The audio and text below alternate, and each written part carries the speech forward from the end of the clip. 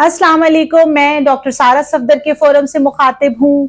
आज हम डिस्कस करेंगे कि नॉर्मल प्रेगनेंसी के लिए कुदरती तौर पर हमल होने के लिए कितने एक्टिव स्पर्म होना ज़रूरी है।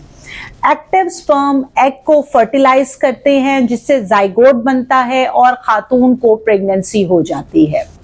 सीमन एनालिसिस के अंदर एक्टिव स्पर्म का 60% यानी 60% होना ज़रूरी है और 60% एक्टिव स्पर्म होने से एग की फर्टिलाइजेशन हो सकती है। स्पर्म जो है वो अपने मुकर्ररा हदफ यानी एग तक पहुंचता है, उसमें पेनिट्रेट करता है और जाइगोट बन जाता है जिससे फीमेल प्रेग्नेंट हो जाती है।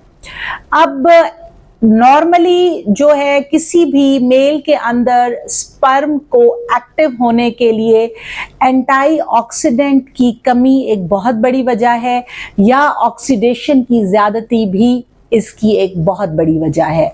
इसके लिए सबसे इम्पॉर्टेंट चीज़ जो है वो मल्टी वाइटामिन्स की कमी है।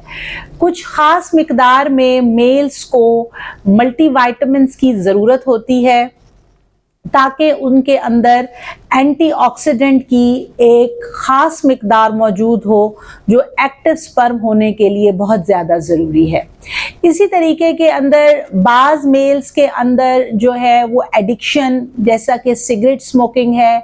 अब इसके अंदर पैसिव स्मोकिंग भी हो सकती है और एक्टिव स्मोकिंग भी हो सकती है, यानी एक बंदा खुद सिगरेट ज़्यादा पी रहा है या वो किसी ऐसे इन्वायरमेंट या माहौल में बैठा होता है या मौजूद होता है कि उसके इर्द गिर्द लोग सिगरेट पी रहे हैं, तो सिगरेट स्मोकिंग है, अल्कोहल का इंटेक है या और नशा आवर अद्वियात का इस्तेमाल है। इन तमाम चीज़ों के इस्तेमाल से स्पर्म की जो एक्टिविटी है वो मुतासिर होती है और जब भी पर इजैकुलेट 60% से एक्टिव सेल जो है कि मोर्टालिटी कम होगी, एक्टिव सेल कम होंगे तो ये प्रेगनेंसी होने की राह में एक बहुत बड़ी रुकावट है। आजकल जो है वो साइंस बहुत तरक्की कर चुकी है, बहुत सारी एक्टिव किस्म की टेक्नोलॉजीज़ अवेलेबल हैं जिसमें एक टेक्नोलॉजी का नाम इक्सी है।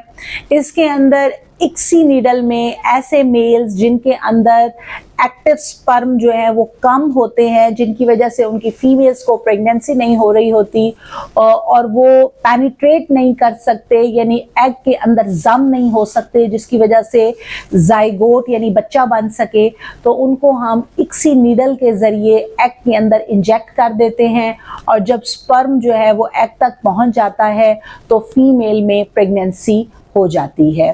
तो ऐसे तमाम कपल्स जो मुझे सुन रहे हैं, अगर वो बे औलाद हैं, उनके यहाँ बच्चे नहीं हैं, तो मर्द और औरत यानी मियाँ बीवी दोनों को चाहिए कि वो अपने टेस्ट कराएं ताकि उनमें तशख़ीस हो कि प्रॉब्लम मेल के बिहाफ पे है या फीमेल के बिहाफ पे है। जब एक दफ़ा आपकी तशख़ीस हो जाती है तो फिर ट्रीटमेंट करना बहुत ज़्यादा आसान हो जाता है। अगर आपके जहन में कोई क्वेश्चन या क्वेरी है तो आप कमेंट बॉक्स में मुझसे पूछ सकते हैं। Thank you so much.